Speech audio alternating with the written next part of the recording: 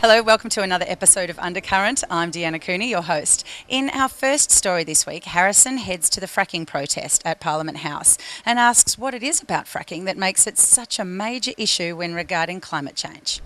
Hundreds of concerned residents gathered outside Parliament House on Thursday to protest the lifting of the fracking moratorium in Western Australia. I had the pleasure of speaking to some of the event organisers. Hi, first of all, can you please tell the viewing audience at home who you are and which organisation you're representing today? My name's Paddy Cullen. I'm from Frack Free Future. Yeah, Lock the Gate is a social movement where communities say no to any form of gas field development. Can you tell the viewing audience at home which organisation you're representing here today? Yeah, Maritime Union of Australia. How was the turnout here today? I was pretty pleased because it's a lunchtime. We weren't expecting that many people, but a good number turned up and a good number keep turning up at all the rallies. So I was really pleased to see the number of people that were here today. Yeah, this is one of many fracking rallies that we've had recently.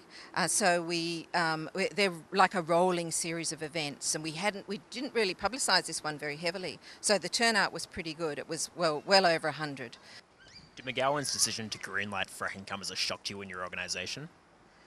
Well, we always sort of knew it was on the cards, but you live in hope that they will listen, that they will see reason, that we had a scientific inquiry, but its terms of reference were so small. We had a letter from 50 scientists, our top scientists, including climate scientists, saying we can't afford to do this, and still the government came out with that decision. So yes, that was a surprise, because you think, look, we've given you the information, and it's around the world it's being banned, and you're still coming up with a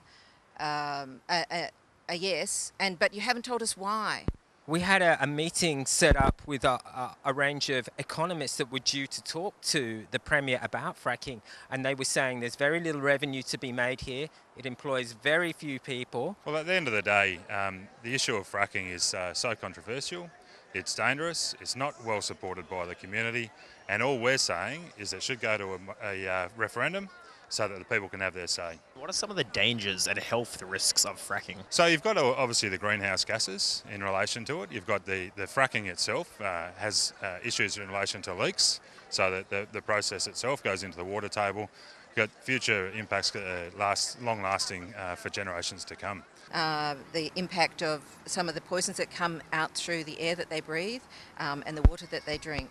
But the doctors say that there's endocrine disruptors, things that will mess around with your hormones. And they also say there's lots of carcinogenic chemicals in there.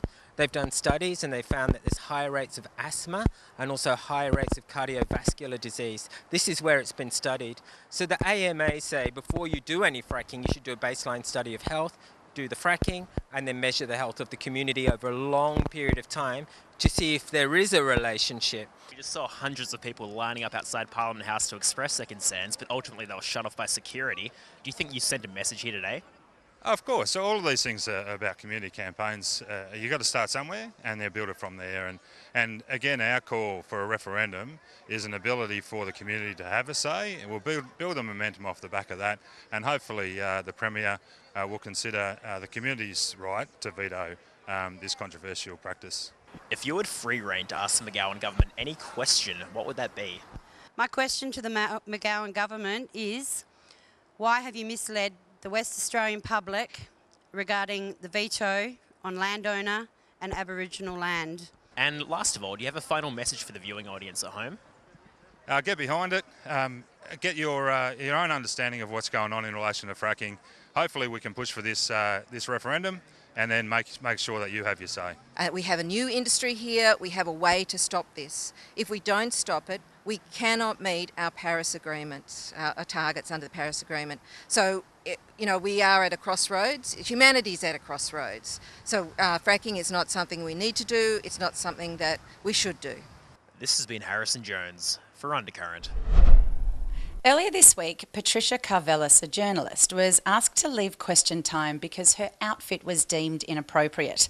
Alex hit the streets of Perth to find out what the public thought about this decision.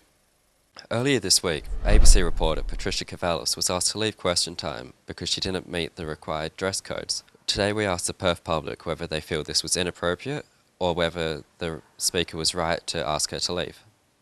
What do you think about the journalist that got kicked out of question time the other day?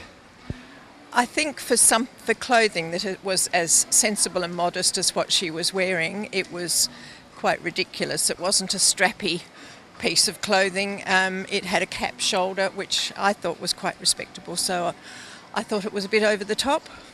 It's unreasonable to kick her out at question time because she dressed quite smartly and appropriately compared to some of the other politicians. I think it's unfair for her, so we should back her up. I don't think it's fair at all. Judging by what she was wearing, she looked just fine and very professional, and I would think that that's an apt outfit to wear into Parliament. This castle smart, presentable, and look professional to me. Nothing wrong. Do you feel like it's archaic that she was kicked out for what she was wearing? I think so. I think, I mean, if it had been something strappy and low cut, I wouldn't have thought it was an appropriate place to wear that, but it wasn't. It was quite a conservative piece of clothing, and I wonder who makes the decisions, you know, who makes the decisions that this is okay and that's not okay. Well, I think that particular decision was wrong. It's not, they don't treat everyone equally the same, and she's dressed, her attire is very appropriate and in the Parliament House, and I can't see any reason she needs to be kicked out. 100%. She looks very professional, and I mean, if it was something else that was more scandalous, then maybe he had a point, but by what she was wearing, definitely archaic for sure. Do you think it's hypocritical, given that some of the members for Parliament wear dresses and the males don't wear jackets all the time? Yeah, absolutely. I actually do love Julie Bishop's wardrobe, and I've seen her wear showing her arms, outfits that showing her arms, and guys that don't wear jackets. So I definitely agree that that's very hypocritical. I think they play games, and yes, I think it's hypocritical. Earlier this week, Bass spoke with Ted Krishak from the Seniors and Disabled Bus Action Group to discuss Perth's public transport system and its accessibility for seniors and people with disabilities. I'm here today with Ted Krishak. He's from the Sandbag Group, and they're particularly concerned with people that have mobility disability and their public transport access. How are you today, Ted? I'm well, thanks. Excellent. Tell us a little bit about why this group was formed and what's one of the major concerns at the moment. Okay, so Sandbag is the Seniors and Disabled Bus Action Group, and we were formed because Transperth, or the PTA, were making changes to our local area, to the bus network in our local area, in particular bus route 15, which resulted in a gap of coverage and lack of access, or less access, for particularly people with mobility disabilities, so people in wheelchairs, older people with walking sticks, and just people like that. Is your organisation able to speak to that advisor and give them some voice for the people in order for them to reach the ministers and represent that? Yes, well, on this particular issue, one of the reasons why we formed was because it was hard to get any action from any of the other disability or seniors bodies, which are well established, partly because for example, People with Disabilities WA, I believe, is funded by the government, and usually when that happens there's a bit of a fear of funding cutbacks, so they tread a fine line between trying to lobby government on certain issues and actually pulling their head in, basically. It's hard to represent the people's voice without coming across that they're kind of lobbying or anti some of the government decisions. Yeah, and the problem with this issue of mobility, disability and access to public transport is that it's sort of a little bit of an abstract issue in many people's minds. Obviously not to the people that are affected, because they have to daily struggle to try and get to public transport or make their way around, and often they'll end up getting lifts or paying for taxis and such like. And that's a huge impost on top of their disability. So what are some of the solutions that you propose? Well, Australia's a signatory to the UN Convention on the Rights of People with Disabilities. That was done about 10 years ago. We're coming up to the anniversary of that. We've just had International Day of People with Disabilities. I think it was Monday. Recently, or not that long ago, I think there was a Seniors Week. And on the 10th is Human Rights Day. The solutions need to be